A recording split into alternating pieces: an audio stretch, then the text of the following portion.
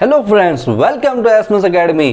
पिछले वीडियो में हमने पढ़ा था माइल-नेरो थ्योरम की प्रॉपर्टीज। इस वीडियो में पढ़ेंगे माइल-नेरो थ्योरम का proof with the help of the example.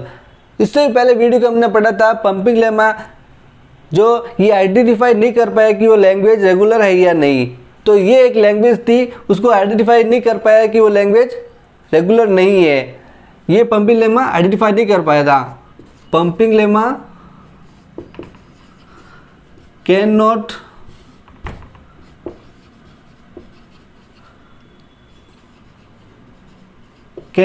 identify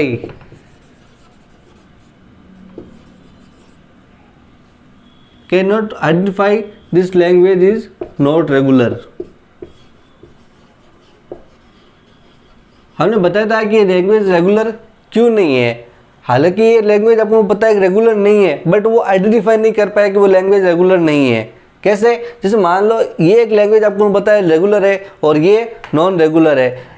अगर मान लो पंपिंग लेमा से अपन ये पास कर रहे हैं तो ये हमेशा वो पास कर जाता है, वो बताएगा कि वो लैंग्वेज रेगुलर है। तो इस वजह से ये ओवरऑल लैंग्वेज तो नॉन रेगुलर है, इसलिए वो पंपिंग लेमा नहीं बता पाता कि लैंग्वेज रेगुलर नहीं है। ठीक है, तो अब माइल-नेरो थ्योरम की मदद से हम ये आइडेंटिफाई कर पाएंगे। ठीक है, चलिए इसके माइल-नेरो थ्योरम के कुछ टर्म्स हैं, उसको भी देखेंगे। ठीक है, चलिए एक एग्जांपल लेते हैं, उसको हम देखते हैं कि इसके अंदर कैसे अपन इसको प्रूफ कर सकते हैं। जैसे मान लीजिए अपने पास एक डीएफ है जिसके अंदर ये 4 स्टेट्स हैं। ठीक है, यहाँ पे एक स्ट्रिंग है x, यहाँ पे एक y मान लेते हैं और ये एक z।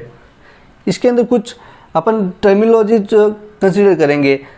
जैसे मान लीजिए ये एक स्ट्रिंग है और ये एक स्ट्रिंग है, दोनों सेम स्टेट पर जा रही है। ठीक है, ये दोनों सेम स्टेट पर जा रही है। तब बताना है, देखना है कि x z और y z दोनों सेम स्टेट पर जा रहे हैं।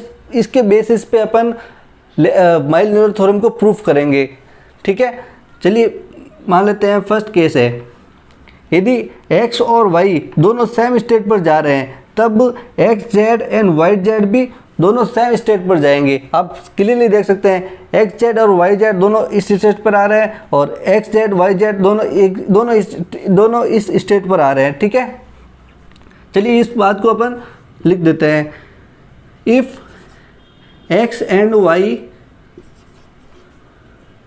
go to same state,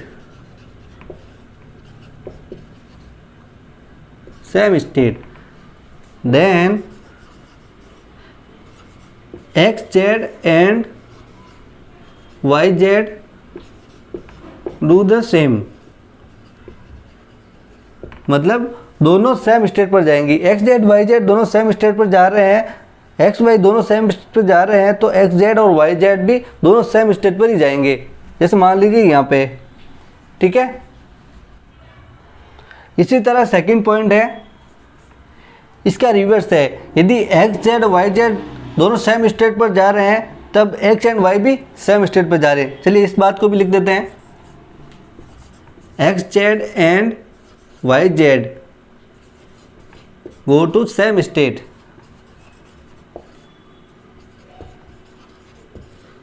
then x and y do the same,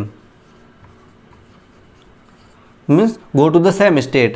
x z and y z go to the same state, then x and y go to the same state। ठीक है, यहाँ से आप देख सकते हैं सिंपली x z और y z दोनों सेम स्टेट पर पहुँच रहे हैं, तब x एंड y दोनों सेम स्टेट पर पहुँच रहे हैं। ठीक है, 2 पॉइंट ये हो गए। इसका एक और पॉइंट देखते हैं, यहाँ पे लिख देता हूँ मैं। थर्ड पॉइंट, यदि x z and y z, if x z and y z don't go to, or we can say go to different state,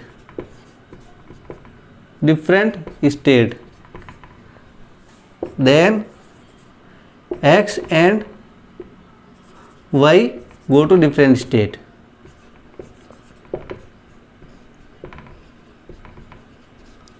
कहने का मतलब ये है कि यदि एक्स जेड और वाई जेड दोनों डिफरेंट स्टेट पर जा रहे हैं तब एक्स और वाई भी डिफरेंट स्टेट पर ही जाएंगे।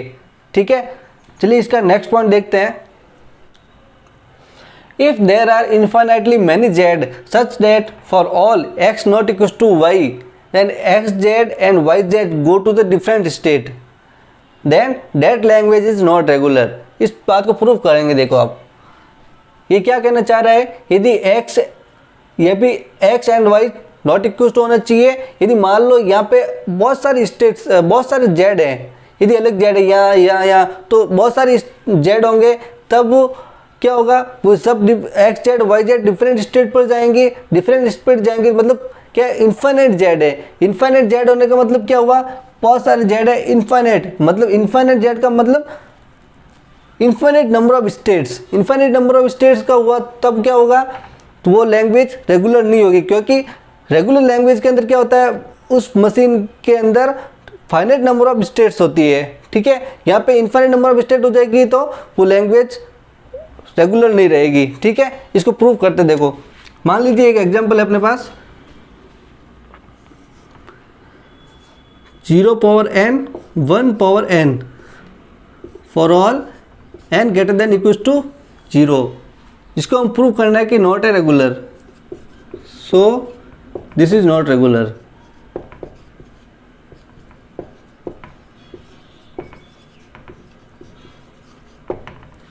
ठीक है, चलिए इसके अंदर एक स्ट्रिंग्स मानते हैं अपन, w सेट है, set w epsilon 0 0 0 0 0 0 dot dot dot this we can say 0 star. ठीक है, ये एक प्रीफिक्स माना है हमने जिसमें प्रूफ करने के लिए मदद आएगा। ठीक है, जैसे अब मान लेते हैं अपने पास एक्स स्ट्रिंग मान लेते हैं, एक्स हो गया 0 पावर i। ठीक है, और y मान लेते हैं 0 पावर j। ठीक है, ये दोनों w से बिलोंग करते हैं, ये दोनों w से बिलोंग करते हैं।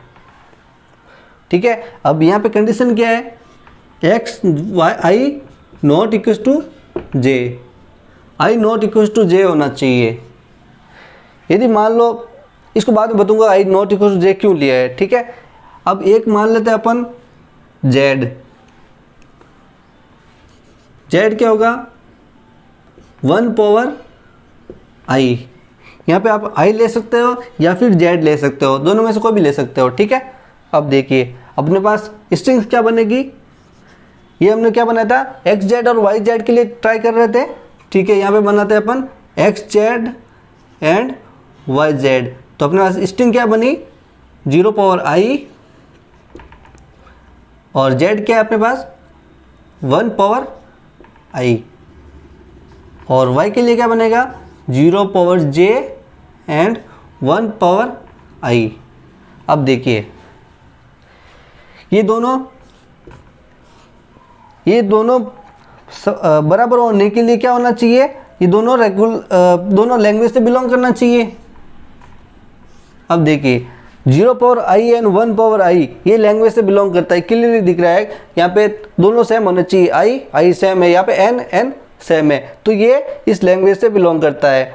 अब देखिए 0 पावर j 1 पावर i, और यहाँ पे हमने पहले बताया था कि i not equal to j, i not equal to j, तब क्या होगा, ये दोनों इक्वल नहीं है, और इक्वल नहीं है तो ये दोनों जीरोस एंड वंस इक्वल नहीं है, तब क्या होता है यहाँ पे इक्वल्स होने चाहिए, तो ये अपने इस लैंग्वेज से बिलोंग नहीं कर पाता है।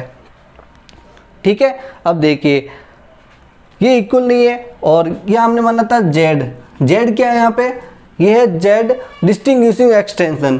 क्या है, डिस्टिंग्विशिंग एक्सटेंशन।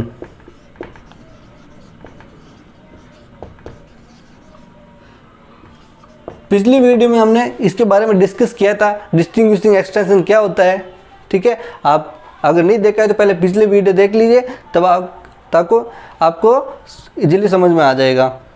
ठीक है, अब देखिए ये एक लैंग्वेज एल से बिलोंग करती है, ये इससे बिलोंग नहीं करती है। ठीक है, ये बात हो गई। अब देखिए यहाँ पे आई हमने जेड लिया 1 पावर आई, इसका मतलब क्या हुआ, आई कोई भी वैल्यू हो सकती है। आई क्या माना हमने, आई और Z greater than equal to 0, क्योंकि कुछ I comma J greater than equal to 0 होना चाहिए। ठीक है, अब देखिए ये दोनों ग्रेटर देन इक्वल टू 0 है, तो मतलब क्या होगा, जेड बहुत सारे बन सकते हैं, इनफाइनाइट नंबर ऑफ जेड होंगे यहाँ पे। तो इनफाइनाइट नंबर ऑफ जेड के लिए जैसे यहाँ पे जे है, ये भी एनी नंबर हो सकता है, और आई है, इसका बहुत सारे कॉम्बिनेशंस बनेंगे, ये दोनों नॉट इक्वल होंगे, तब क्या होगा, ये लैंग्वेज से बिलोंग नहीं करेगा। तो इससे क्या होगा कि बहुत सारे यहाँ पे बहुत सारे जेड बनेंगे, तो बहुत सारे जेड बनेंगे तो क्या होगा, यहाँ पे इनफाइनाइट नंबर ऑफ स्टेट्स बन जाएगी। इनफाइनाइट नंबर ऑफ स्टेट होगी तो क्या होगा, तो वो लैंग्वेज रेगुलर नहीं रहेगी, क्योंकि इनफाइनाइट वो फाइनाइट ऑटोमेटा नहीं रहेगा, फाइनाइट ऑटोमेटा नहीं है तो वो लैंग्वेज भी रेगुलर नहीं है। ठीक है, ये उसका प्रूफ। ठीक है, इसको आप इस प्रॉपर्टी को अपन क्या कह सकते हैं, एक नाम होता है इसका राइट इनवेरिएंट। जैसे इस चीज़ को यूज किया था ना हमने, जैसे x z x and y, इसको हमने कन्वर्ट किया था x Z and Y z, इस दोनों को हमने पीछे अपेंड किया था, तो उसको है ना राइट इनवेरिएंट बोलते हैं, राइट इनवेरिएंट।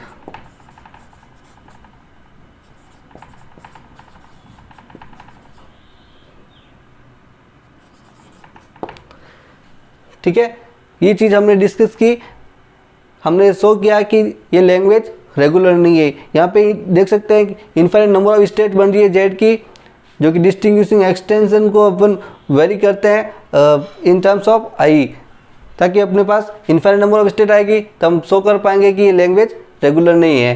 ठीक है, आई होप आप लोगों को समझ में आया होगा। ये समझ में नहीं आया तो आप इस वीडियो को दोबारा देखिए और सारे पॉइंट नोट डाउन कीजिए और इसको केयरफुली रीड कीजिए, आपको इजीली समझ में आ जाएगा। ठीक है, चलिए मिलते हैं नेक्स्ट वीडियो के अंदर। Thanks for watching my video.